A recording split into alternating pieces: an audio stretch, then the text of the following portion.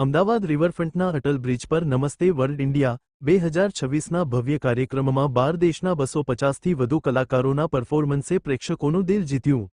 અમદાવાદના iconic Atal bridge પર નમસ્તે વર્લ્ડ ઇન્ડિયા 2026 ફેસ્ટિવલનું શાનદાર આયોજન કરવામાં આવ્યું હતું. અમદાવાદની સાંજે અટલ બ્રિજ પર Ahmedabad municipal corporation, Gujarat tourism અને ઇવોક એક્સપિરિયન્સના સહયોગથી 12 દેશના 250થી વધુ કલાકારોએ પોતપોતાના દેશની સાંસ્કૃતિક નૃત્ય અને સંગીતની પ્રસ્તુતિ કરી પ્રેક્ષકોના મન મોહી લીધા હતા.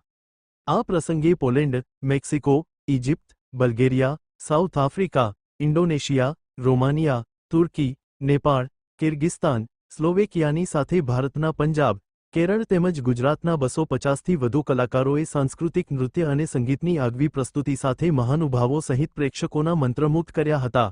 ટીમ મેક્સિકો દ્વારા અટલ બ્રિજ પર લયબદ્ધ રીતે વંદે માતરમની આગવી રજૂઆત કરવામાં આવી હતી અને તેની વિશેષ ઉજવણીમાં ફેસ્ટિવલમાં ભાગ લેનાર તમામ દેશ જોડાયા હતા. Report by Ashwin Limbachiya, Ahmedabad.